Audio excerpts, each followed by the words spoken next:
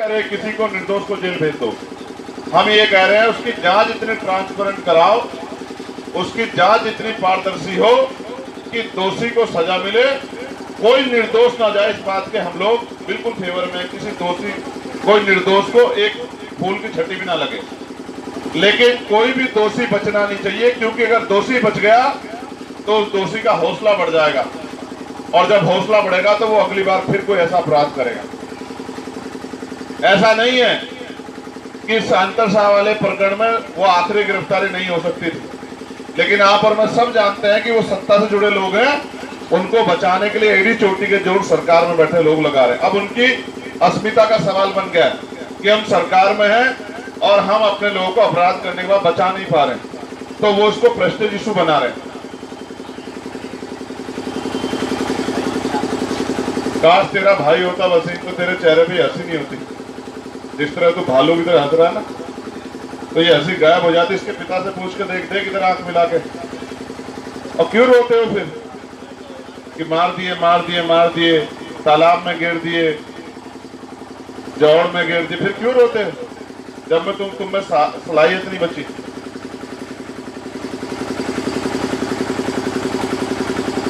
मैंने तो जानवरों को देखा, मैंने तो बंदरों को देखा, एक बंदर मर जाता है तो सारे बंदर जो है उसके आसपास रुक जाते हैं तकलीफ में। तुम इंसानों को हो क्या गया है? और मैं तो इनमें भी जो इस्लाम को मानते हैं उनको कहना चाहता हूं कि जो हजरत पैगंबर साहब ने सुन्नतें दी हैं कुरान में, उसी पे चल लो। अगर उसी पे चल लोगे तो बहुत सारी मुसीबतें तुमसे दूर हो जाएंगी। तो उसी पे नहीं चलते हो, अपने मतलब के हिसाब से चलते जितना तुम्हें चलना। अगर चलते तो इस दर्द के सामने किसी की आंखों का पानी नहीं रुकता, लेकिन तुम्हारा किरदार बताता है कि तुम किसी धर्म वरम की नहीं, तुम तो सिर्फ अपने बारे में सोच रहे हो। कोई धर्म कोई मजहब नहीं सिखाता कि किसी दूसरे का खून बहा दो और खुश हो जाओ, कोई नहीं सिखाता। और जो आज सत्ता में बैठ के सोच रहे हैं कि हम दूसरे का खून बहा के और आरोपियों को बचा के खुश हैं, तो याद रखना ऊपर वाले की लाठी में आवाज नहीं होती। जिस दिन आपके ऊपर पड़ेगी आप कह के जाओगे किसी गरीब को सताना नहीं। क्या सोचते हो ये टीन की शर्ट लगाई, क्या ये टीन की शर्ट तोड़ नहीं सकते हम लोग? क्या है इसमें तोड़ने में? है क्या इनमें तोड़ने में? अगर हम तोड़ना चाहते तो हम ये टीन की शर्ट तोड़ नहीं देते क्या? अगर हम इन पुलिस वालों से हमारा कोई झगड़ा है क्या? फर्क वर्दी का ही तो है, ये वर्दी पहन के अपनी ड्यूटी कर रहे हैं और बिना वर्दी पहने अपनी ड्यूटी कर रहे हैं। हमें इस प्रदेश के किसी भी जाति धर्म का, हिंदू हो, मुसलमान हो, सिख हो, ईसाई हो, बौद्धिस्ट हो, सबकी चिंता है। हर व्यक्ति जिसके साथ जुल्म होगा, किसी धर्म की बेटी हो, हमें सबकी चिंता है। तो जिन्होंने 16-16 महीने जेल काटी हो, जिन्होंने 2-2 बार तिहाड़ देखी हो, कोई इनसे डरेंगे? ये जो ये लगाई तीन की चादरें, ऐसे में तो हमारे पशु रहते हैं। इन चादरों से डरते हैं, गोलियों से तो डरते नहीं, इनसे डरते हैं। हम तो कानून को मानने वाले लोग हैं, हम उद्दंडी नहीं है। ये भीम आर्मी, आजाद समाज पार्टी या उमेश भाई के साथी, किसान उनके साथी, ये सब संविधान को मानने वाले लोग हैं। वरना इनको टीन को फाड़ के वहां रखा तो डीएम साहब के कार्यालय में, क्या हम इतने कमजोर है क्या? नहीं, हम इतने कमजोर। और ये तो बेचारे, मुझे नहीं पता इस जिले में कितना फोर्स है, जिलों में मुश्किल से 1500-1600 का फोर्स है, और सब नहीं है यहाँ। और आप भी जानते 10,000 से ज्यादा लोग आए थे आज हमारे साथ। हमारा मकसद किसी को सताना नहीं है, हमारा अंतिम मकसद ये है कि इन परिवारों को न्याय मिले और कुर्सी पे बैठा अधिकारी किसी नेता के प्रति जिम्मेदार ना हो, हम जनता के प्रति जिम्मेदार। हम पार्लियामेंट में भी हर विषय पर लड़ते हैं। और मैं आपको कहता हूं, अगर यहाँ की सरकार को लगता है कि उनमें दम है, वो कर लेंगे, तो वो उनका हिसाब तो आने वाले कल में जनता करेगी।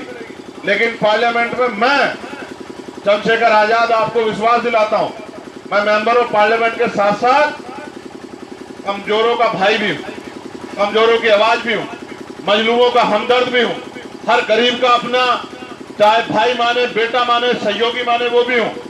और पार्लियामेंट में 2 कमेटी है हमारी, एक जिसको मिनी पार्लियामेंट कहते हैं, SC/ST वेलफेयर कमेटी, मैं उसका भी मेंबर हूं, और मैं कमेटी ऑफ होम अफेयर्स का भी मेंबर हूं। मैं यहाँ के DGP को अगर ना मैंने तलब करवा दिया तो मेरा नाम चंद्रशेखर आजाद नहीं, क्या समझ रहे हो यहाँ बैठे? क्या मानते हो?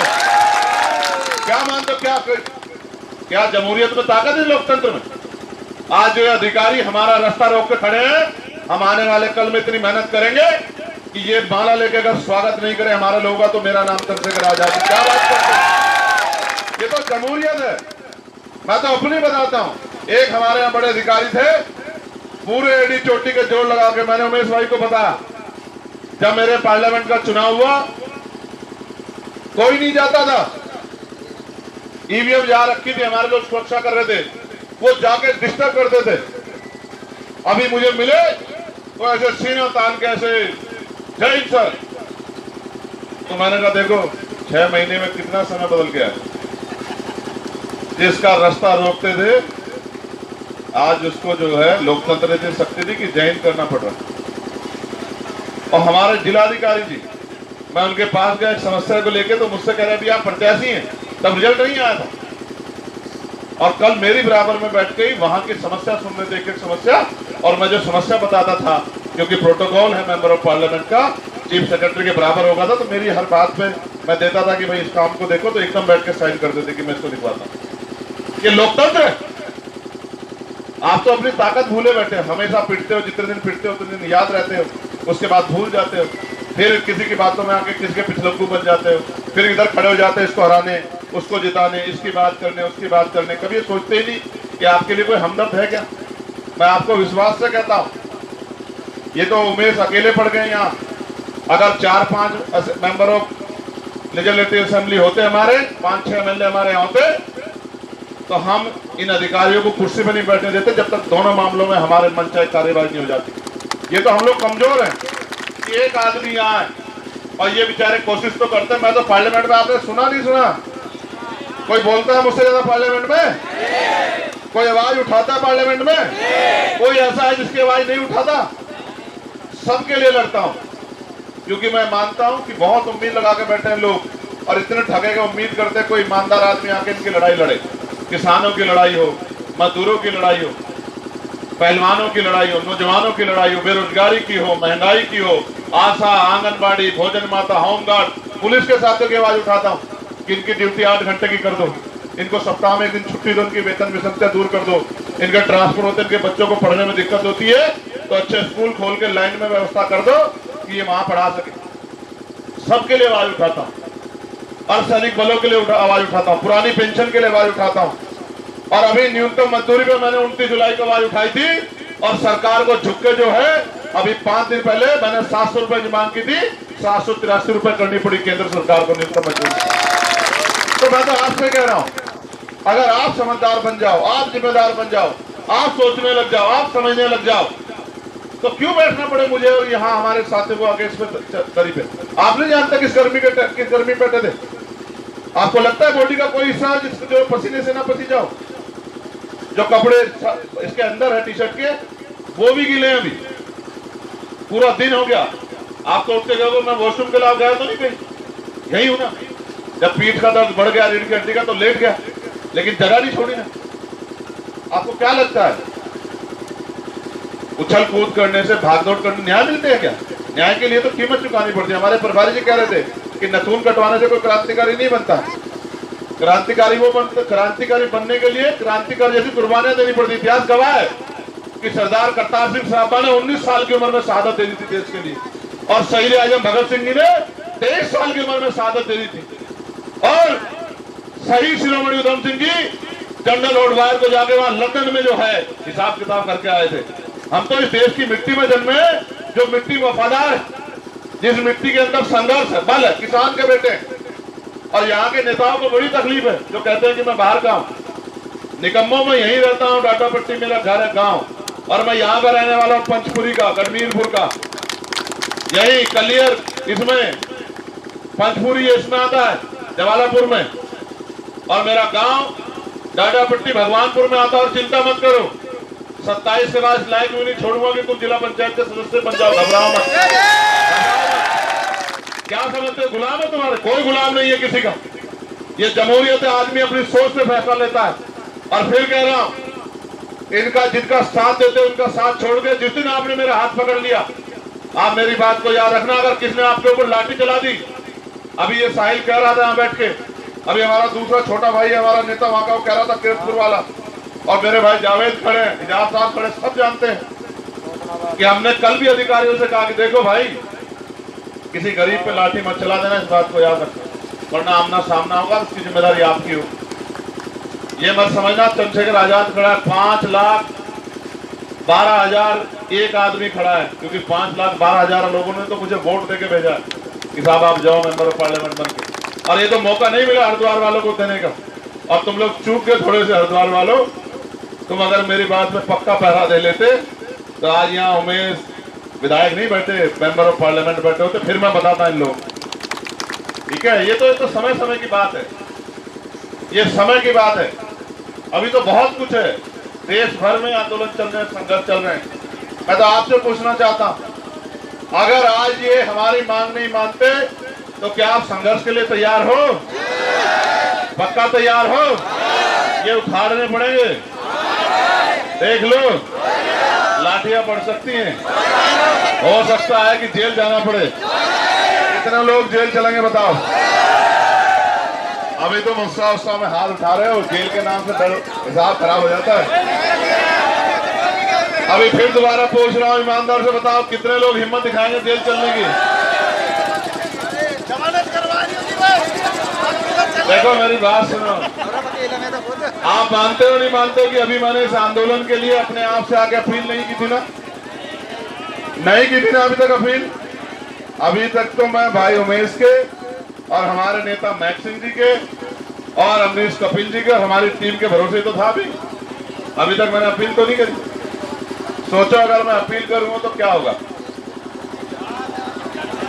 बताओ, सोचो क्या होगा? ये जिला एक तरफ से नहीं बंद होगा, जितने इसमें रास्ते हैं उतनी तरफ से बंद होगा।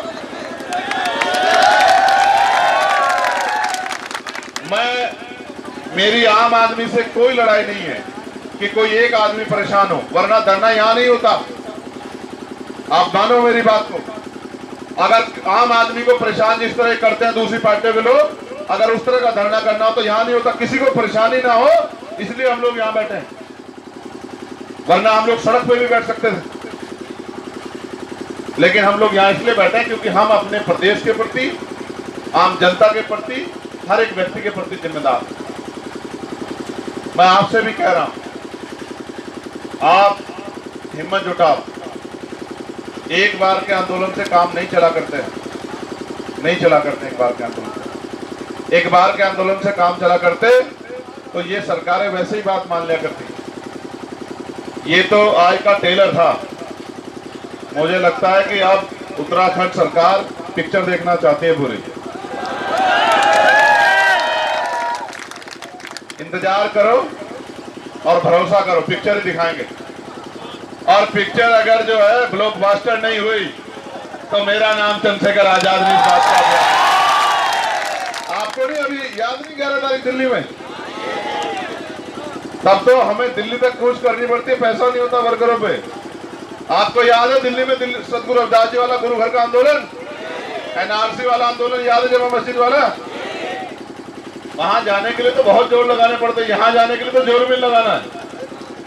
यहाँ तो 2 जिलों को ही कह दूंगा, हरिद्वार वालों को इनको धमका के कह दूंगा, हरिद्वार वालों को भी कुछ करके खा लो, और सहारनपुर वालों को कह दूंगा। तो जिन अधिकारियों को आज कह रहे हो कि साहब आप ज्ञापन ले लो, वो वहां खड़े मिलेंगे रोड पे कि सर छोड़ दो, बकस दो। समझते हो नहीं समझते हो? इसलिए कह रहे इस माँ को पूछो इसके दिल पे क्या बीतती है। मैं नहीं करता हर आंदोलन, सब चीजों दुख तकलीफों में राजनीति नहीं करता हूं मैं अगर राजनीति करता तो यहां धूप में नहीं बैठता। जब ज्ञापन देने का समय आता दे के चला जाता, एक साथ जा रहा हूं, फिर यहां नहीं धूप में परेशान होता। इस मां को पूछो कि उसने अपनी बेटी खोई है और वो अपनी बेटी के लिए न्याय की अपील करे। और जितने लोग पीछे खड़े हैं मेरी आवाज को सुनो, इनके भी बच्चे हैं, बच्चियां। कुदरत ना करे अगर किसी के साथ ऐसी घटना हो गई कि उसकी बच्ची का रेप हो और फिर उसकी हत्या कर दी जाए, तो तुम्हारा बस चलेगा तो गोली मार दोगे सामने वाले को। जिसको लगती है, जिसको तकलीफ होती है, उसे ही पता होता है। और क्यों ना खड़ा करें हम सवाल उत्तराखंड पुलिस पे। क्या रणवीर एनकाउंटर झूठा नहीं किया था पुलिस ने? क्या देहरादून में बताओ जावेद खान किया था नहीं किया था रणवीर एनकाउंटर झूठा? और 17 लोगों को कोर्ट ने सजा दिया नहीं दी। तो फिर क्यों ना गए शक तुम्हारे ऊपर कि तुम किसी गरीब की जान ले सकते हो? क्या कारण है जो तुम्हारे ऊपर शक न कि तुम इंसान नहीं हो क्या? क्यों ना शक किया जाए और क्यों ना सवाल पूछा जाए?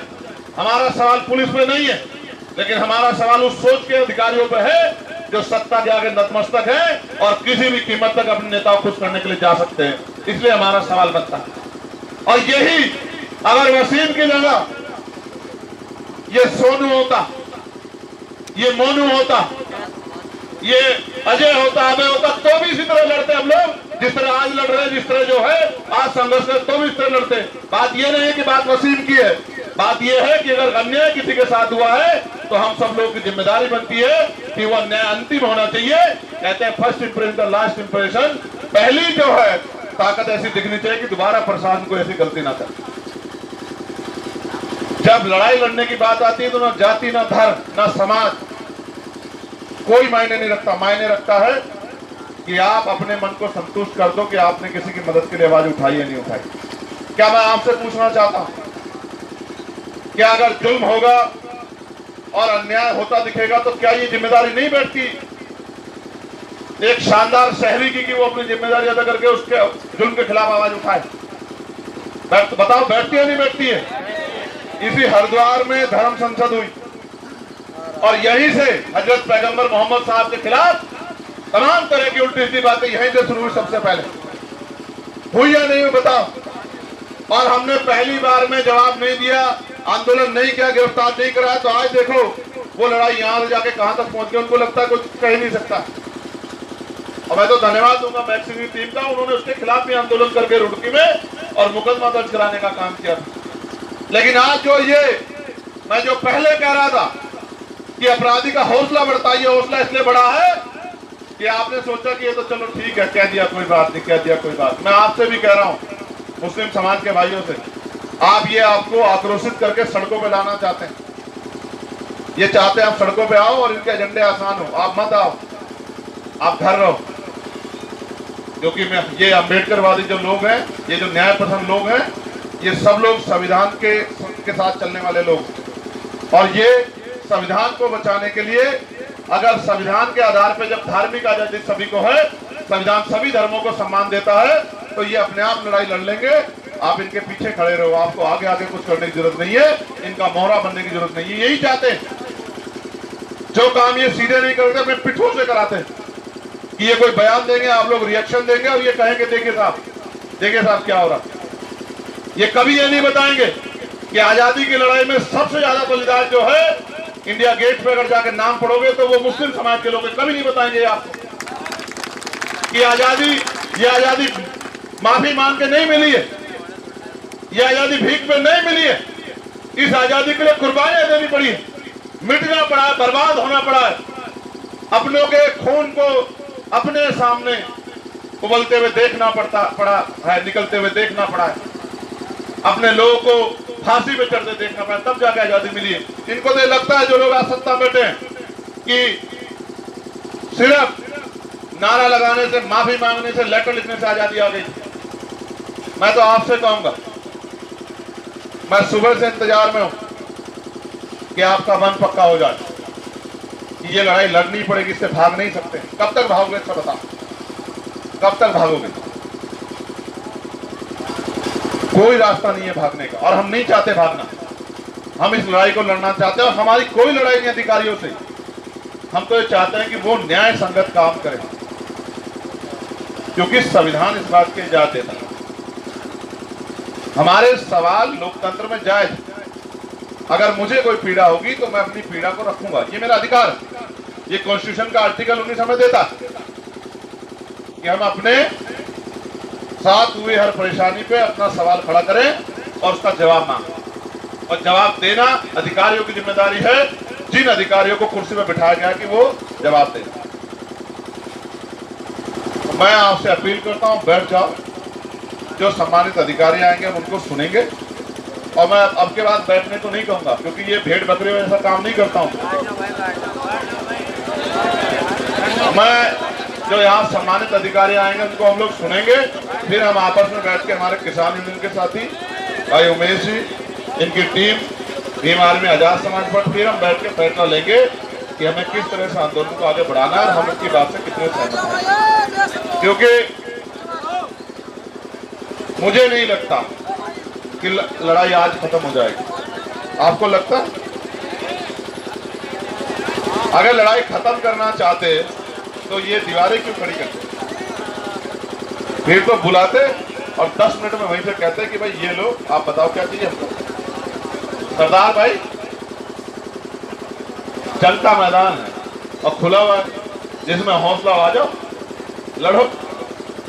और देखो, जिनको आदर्श मानते हैं, जब उन्होंने बलिदान किए तो फिर काहे को डरना यार। एक बार तो मैदान में तो गोली खाई करते यार, फिर काहे को डरना। मौत एक दिन आएगी, लेकिन कम से कम ये तो ना हो कि हमने गोली देख के पीट कर ली थी सामने।